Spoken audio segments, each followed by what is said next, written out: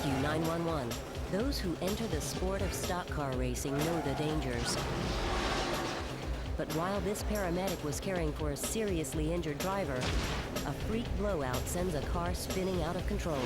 When I first got out of the ambulance, there was no doubt in my mind that I was going to find Mike dead. Real drama, real heroes. Don't miss the next Rescue 911.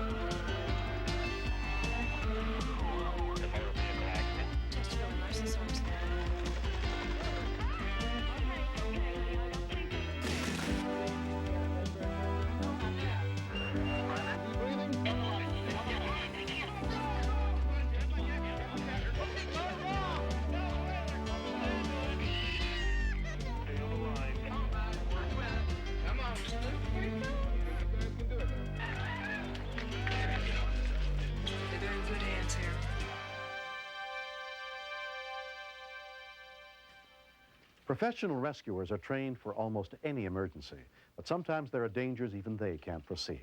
I'm William Shatner. Tonight, true stories of life and death crises and the people who make a difference on Rescue 911.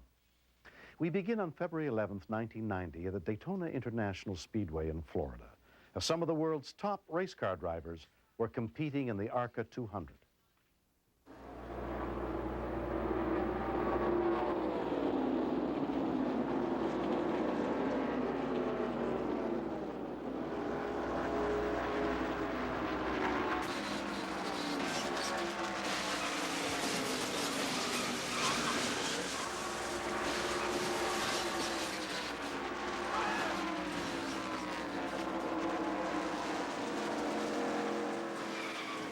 It really had been a nice, quiet race. Bob Bachman was in charge of the EMS units that day. We had 12 ambulances dedicated just to the track itself, not counting the grandstands. Suddenly, car 95 spun out of control and started the worst crash in the race.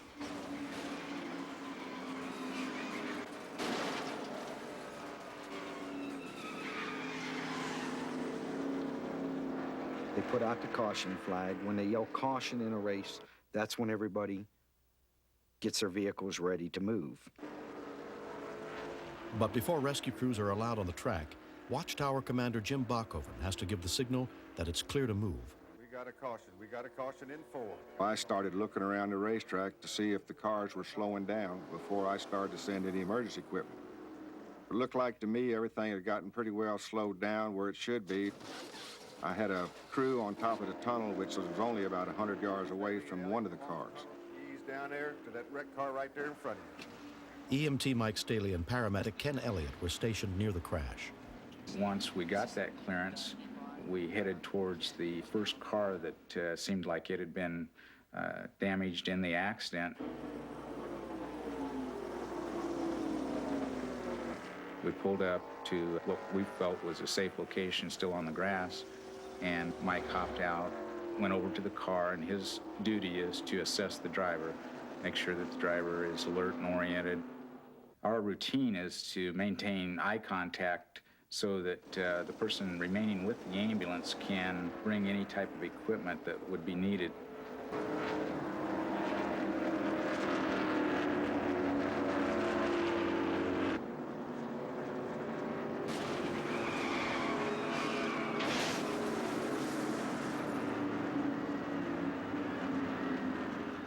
I thought that it probably had killed him.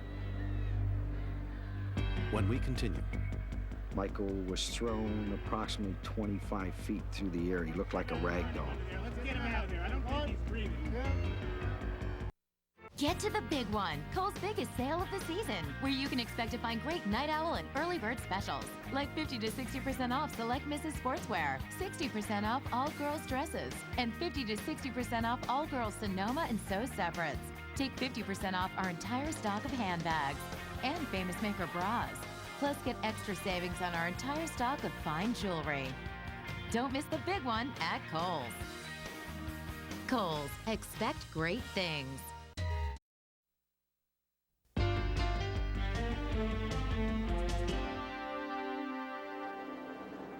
When a race car spun out of control during the ARCA 200, the subsequent crash caused a member of the Speedway medical staff, EMT Mike Staley, to be struck by a car. Most of this footage was taped on that day. Michael was thrown approximately 25 feet through the air. He looked like a rag doll. The driver Mike had been helping passed out at the scene. Rescue workers rushed to aid both of them and the critically injured driver trapped in car 95. When I first got out of the ambulance, there was no doubt in my mind that I was going to find Mike dead. I could smell flesh burning, and his left arm was pinned up under the exhaust manifold. I've known Mike for 13 years, and it was a very gut-wrenching experience. Mike is one of my best people. He's a good EMT. But I really couldn't believe that it had happened. He had serious burns of the arm, left forearm in particular, abrasions, bruising. And under these circumstances, I had to be concerned about the potential for a brain injury. You want the helicopter. Okay, helicopter guy. I had the most sickening feeling I think I've ever had in my life, that this was real serious and he may not live. And then I kept asking myself if I did the right thing on getting him down the hill as quick as I did.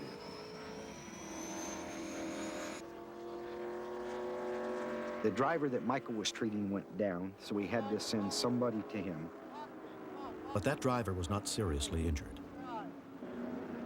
We estimated that the car that hit the car that he was standing next to may well have been going in excess of 160 miles an hour at that time. Get a collar on his neck. Let's get some oxygen on him. In our profession, we don't actually see the incident happen. This time I was sitting roughly 50 yards from it, and it was somebody that I know and are very good friends with, and it was very hard. The medical helicopter was stationed only seconds away. He had a very badly comminuted compound fracture. What that means is the fracture was open, and the bones were now exposed to the dirt on the ground, and to some extent the burns suffered by the heat of the impact. We cut his pants off and put the mask suit on in anticipation of possible internal injuries.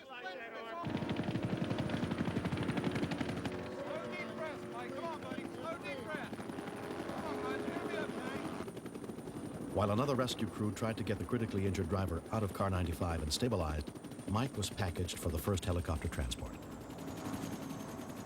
Dr. Steve Levine was supervising. The most fascinating thing was how regimented Mike was at the time of his accident. Although he knew he had been badly hurt, he had his wits about him enough to be able to tell me what was bothering him and responded very, very appropriately to the questions that I asked him. Troy Wilrick was the helicopter paramedic. I've known Mike for a number of years. He's always a very outgoing person, easy to get along with. When we knew that he was the one that was hit, it made it that much tougher to try to be able to work on him and keep your emotions down and deal with that later. There's not too many circumstances that this would ever happen again anywhere, that within 17 seconds of the injury, you would have a trauma surgeon, a respiratory therapist, and 5 paramedics to the patient in 17 seconds. It doesn't happen.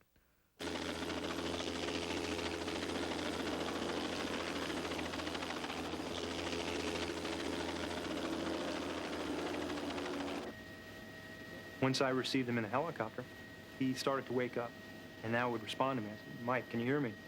Once he looked at me and said, Troy, okay, I know who you are, it was a sigh of relief that he was not critically injured, but serious.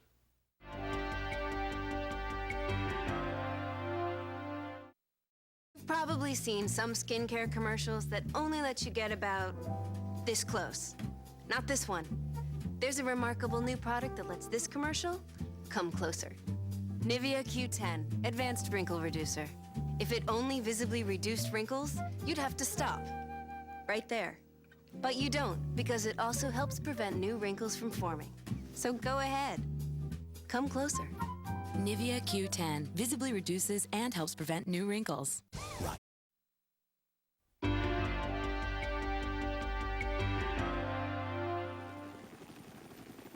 the driver of number 95, who had been trapped in his car, subsequently died of injuries suffered in the crash that day. But Mike's life was spared. Having witnessed the accident, I was amazed that he was going to survive. The fact of the matter is that he's extremely lucky. There's no question about that. Mike arrived at Halifax Medical Center with 2 broken legs, 2 smashed kneecaps, 2nd and 3rd degree burns, and a left arm so badly destroyed, doctors feared they might have to amputate. He needed immediate attention to this arm, requiring irrigation and cleansing of the wound and stabilization of the fracture. He wanted to make sure before he went into surgery that somebody was with his mother, and so I told him that I would go stay with her in the waiting room until he got out of surgery. When I first saw him, he was wrapped in blankets, and it was very scary. He knew me and seemed to be alert, and he said, "Don't worry, Mom, I'm going to be all right." I never felt a black shadow of death over me. I only tried to absorb the positive thoughts of the people wanting to absolutely do their best for me so I would live. If I lost my arm, I would have lost my career in the fire service. Mike's battle to recover was aided by an outpouring of support from his community. The fact that the elementary school students remembered firefighter Mike when I introduced a life-saving program called Learn Not to Burn just made me feel great. Receiving cards from friends that I made at the National Fire Academy 8 years ago and said, we're praying for you, Mike. We're thinking about you. Huh?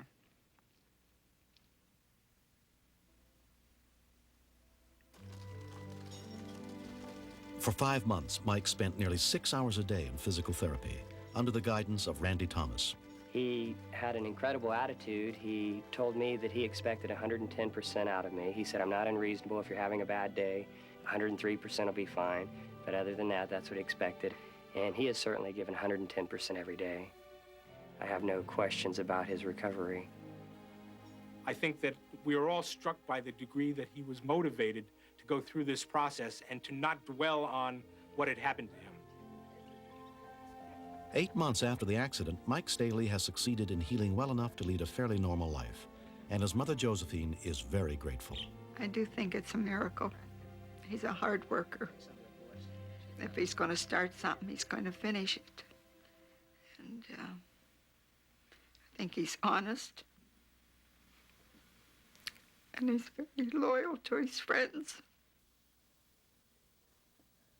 I'm looking forward to the day that Mike can come back to the Speedway and function in his old capacity. The seat's still open for him to occupy, and I'm sure that he will someday. I don't think that this incident has deterred him. The scariest moment was not having control of my life. Instead of taking care of someone and providing them the best quality of life possible, now the roles were reversed. I'm a patient. With injuries this serious, Mike's dreams of returning to work in fire and rescue may be too ambitious. He may never recover enough mobility to pass the fire department's rigorous physical exam, but he refuses to give up. My primary goal that I have every day is to work out to be even better than I was prior to the accident, to be able to pass the physical agility test with our department. And to do that, I'm working out 110% to be back on the job, to give that best to my community. Next.